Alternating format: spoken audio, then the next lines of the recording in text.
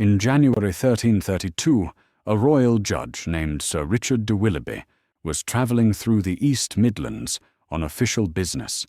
He was a member of the King's Bench, one of the highest legal authorities in England, pursuing a commission against criminal activities in Leicestershire, Nottinghamshire, and Derbyshire. He had already crossed paths with local criminals multiple times, and now he was coming to finish the job. He never made it.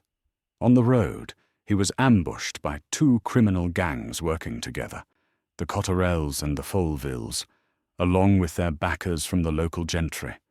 They dragged him from his horse, held him captive, and demanded ransom. Sir Richard de Willoughby, a man who dispensed justice in the name of King Edward III, was forced to pay 1,300 marks to secure his release. The money was divided between the gang members and their wealthy supporters, including Sir Robert Tuchet, a landowner with holdings across 3 counties. This wasn't robbery by desperate outlaws hiding in the forest. This was organized crime by the sons of noblemen, backed by church officials and gentry families, operating with impunity across the English countryside. Welcome to Clyde, Crooks, where forgotten gang wars and underworld histories get dragged back into the light. If you want more stories of real gangs, real blood, and real consequences, subscribe and ring the bell. New episodes drop 4 times a week. The first written stories about Robin Hood emerged in the late 14th century, although they likely stem from an older oral tradition. There are multiple theories about where the legend came from, but it may have been partly inspired by turmoil earlier in that century, when criminal gangs ran roughshod over Robin's heartlands in the East Midlands. The Coterels and the Folvilles were those gangs. They did give to the poor and take from the rich, but it wasn't from altruism. It was protection money, ransom, extortion, and contract violence.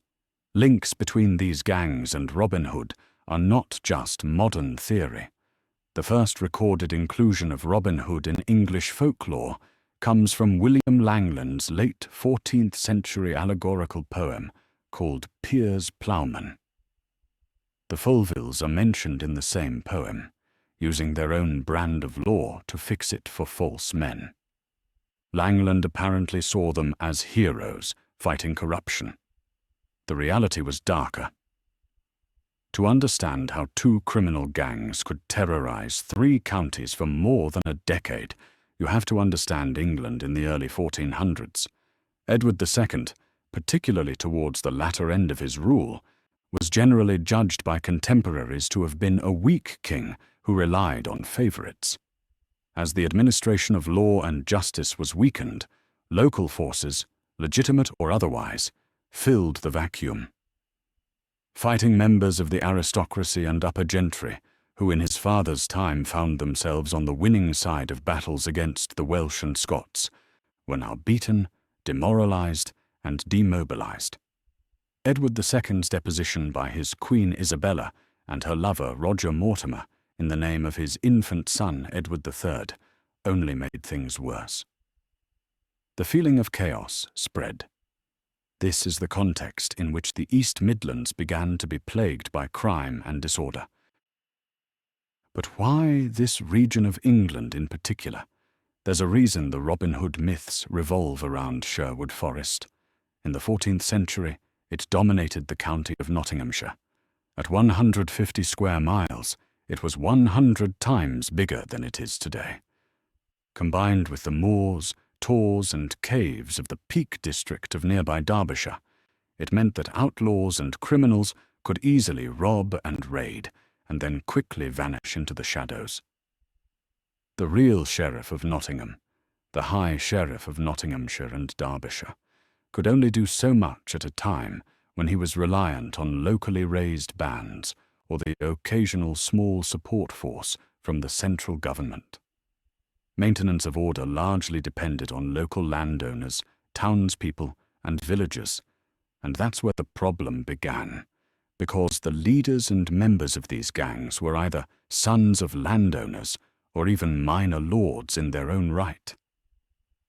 The Folvilles was prominent enough in their native Leicestershire to have villages named after them, such as their seat in Ashby, Folville.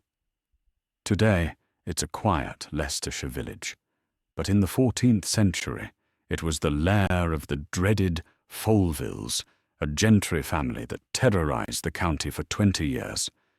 The father of their leader, Eustace, Sir John Folville, was respectable to the point of holding government offices, including serving as Member of Parliament for 2 different counties and as a Justice for Leicestershire. Led by Eustace Folville, they carried out acts of violence, sometimes for themselves, sometimes at the behest of others. This level of respectability extended to their accomplices. Sir William Oner of the Coterel gang had received constableships and served as the keeper of castles under Edward II. Another accomplice, Oliver Ingham, ended up as chief governor of Gascony after serving well in Scotland and France. Rather than the plucky upstarts of the Robin Hood tales, the gang members were typically gentry or lower aristocracy raiding larger estates, notably the coordinated Coterel attacks on the lands of the Duchy of Lancaster in 1328. Their relatively high social status meant that gang members, in contrast to the common peasantry, would have been proficient in contemporary weaponry. They weren't farmers with pitchforks. They were trained soldiers with swords, daggers, bows, and armor.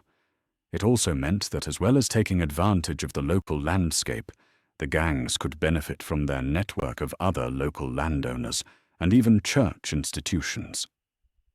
Jury records recounting the high point of the Coterel's criminal activity in 1331 and 1332 give us a rough idea of their travels across the Peak District and North Nottinghamshire, and of those who assisted them. In Bakewell, they were maintained by the canons of Lichfield.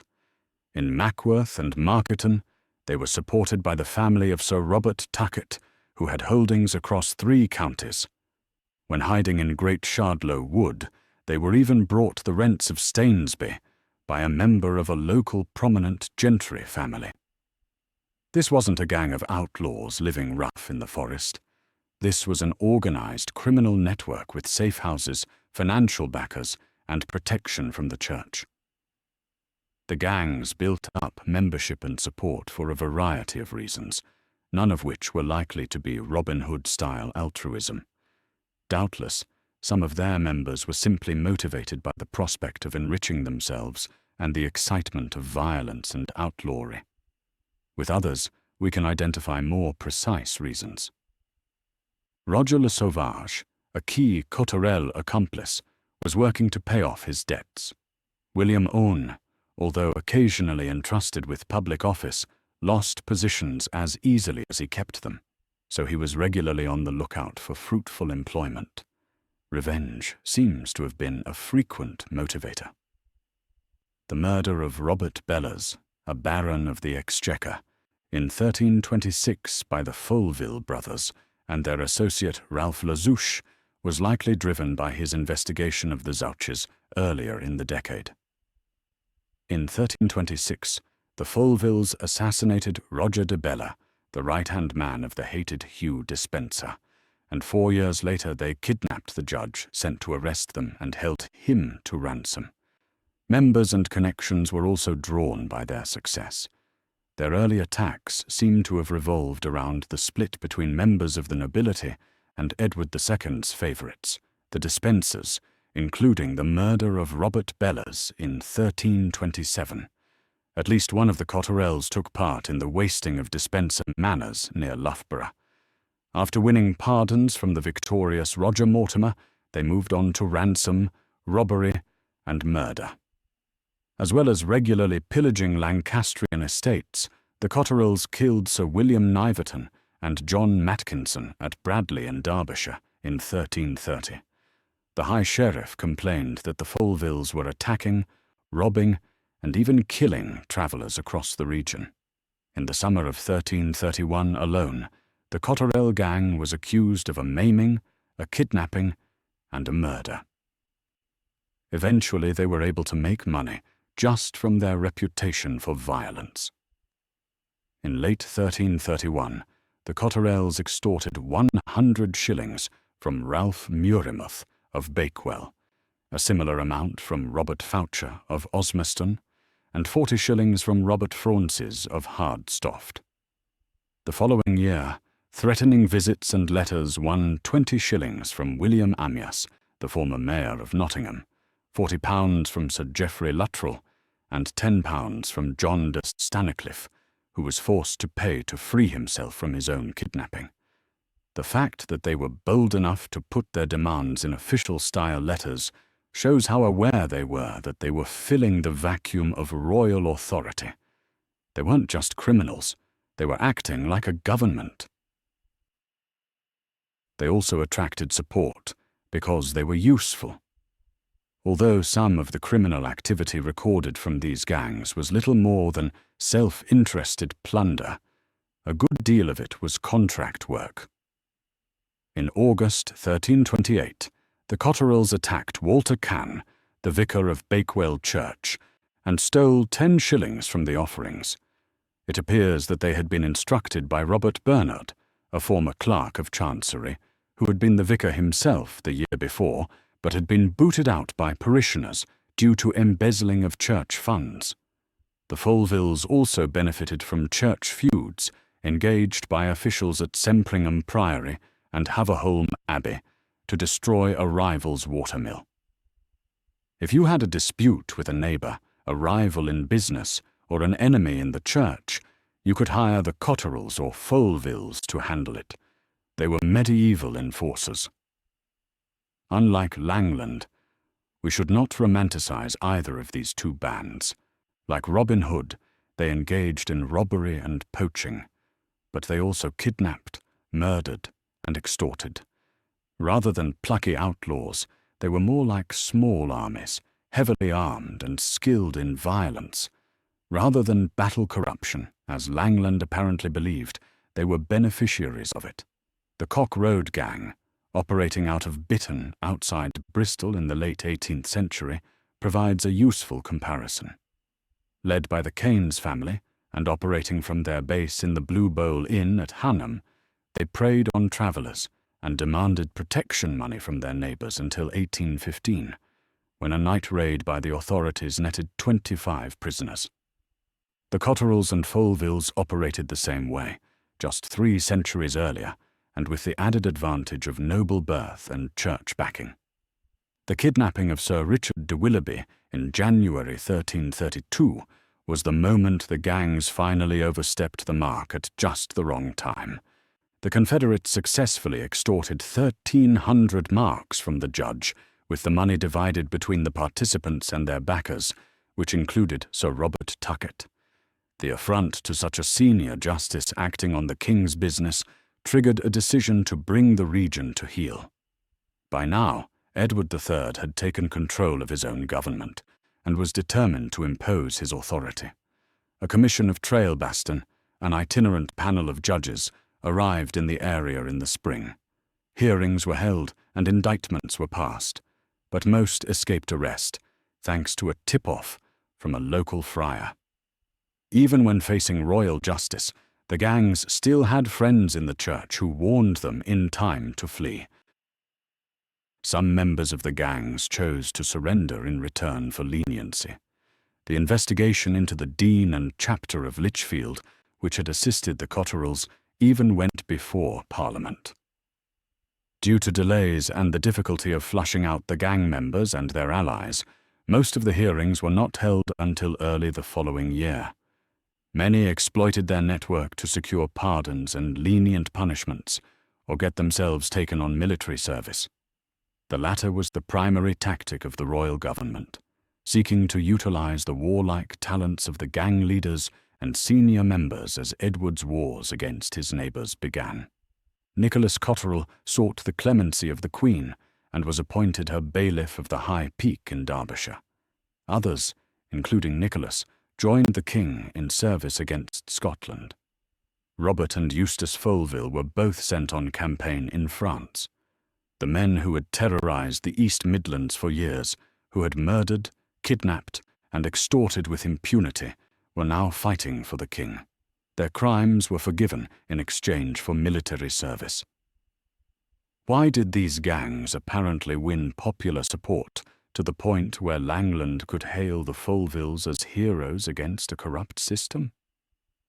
It may be that the criminals were generous with their proceeds to secure compliance from locals, but the evidence for this is limited. More likely, they were simply on the right side of a growing resentment of the legal system and its practitioners. Langland's poem is part of a wider tradition of protest literature, such as the Outlaw's Song of Trail Baston. Even Henry Knighton, a contemporary chronicler, approved of the Folville murder of Robert Bellers, and was hardly condemnatory of the kidnapping of Willoughby, recording that he was a man who sold the law like cattle. The legal system in 14th century England was deeply corrupt. Judges could be bribed, cases could be fixed, justice was available to those who could afford it. When the Folvilles and Coterels attacked judges, lawyers, and tax collectors, ordinary people saw them not as criminals, but as avengers. Although the Coterels and Folvilles are unlikely to have been the direct inspirations for the Robin Hood folk hero, they were at least part of a wider ecosystem of outlaws and criminals that fed into the legend. The stories of Robin Hood that emerged later in the 14th century drew on real events and real people.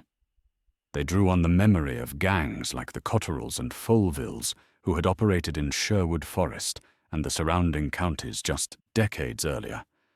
They drew on the resentment of corrupt officials and the fantasy that someone, anyone, could stand up to them and win. But the reality was far less romantic. The Coterels and Folvilles were not heroes. They were criminals from wealthy families who used their connections, their weapons, and their willingness to kill to build a protection racket that lasted more than a decade. They murdered rivals. They extorted money from mayors, knights, and vicars. They kidnapped a royal judge and held him for ransom. And when they were finally caught, they weren't hanged or imprisoned. They were pardoned and sent to fight in the king's wars. This is the pattern that repeats throughout British gang history. The Hawkhurst gang in the 18th century operated the same way, using local support, church complicity, and sheer violence to control territory and intimidate authority. The Billy Boys in 1920s, Glasgow built a small army of 800 men and terrorized Catholic neighborhoods with the backing of Protestant institutions. The difference is that the Coterels and Folvilles came from the ruling class. They weren't working-class boys from slums fighting over scraps. They were sons of knights and members of Parliament who chose crime because it was profitable and because they knew they could get away with it. And they were right. Most of them did get away with it. They lived long lives, served the king, and died in their beds. The story of the Coterels and Folvilles matters because it shows that gang violence isn't just a product of poverty or desperation. It's a product of weak enforcement, corrupt institutions, and the belief that you can act with impunity. When the king's authority collapsed in the early 1400s, local strongmen filled the void. When the legal system became a marketplace where justice was bought and sold, people turned to outlaws for rough justice. When church officials and gentry families backed criminals instead of stopping them, those criminals became untouchable. For more than a decade, the Coterels and Folvilles ran wild across the East Midlands, and no one could stop them. Not the sheriff, not the judges, not even the king, until he finally decided to use them instead of fight them. Centuries later, the pattern repeats in city estates, docklands, and border towns. Different weapons, different targets, same logic: control territory, control silence, control people. The Coterels and Folvilles are gone, their castles crumbled, their names remembered only in village signs and academic papers. But their blueprint survives. Build a network. Use violence strategically. Cultivate powerful backers. Exploit weak enforcement. And when the state finally comes for you, make yourself useful. This is just one chapter in Britain's hidden underworld history. If you want more stories like this, from Glasgow's razor gangs to forgotten smuggling empires, hit subscribe, drop a like, and tell us in the comments which gang story you want next. This is Clyde Crooks. See you in the next war.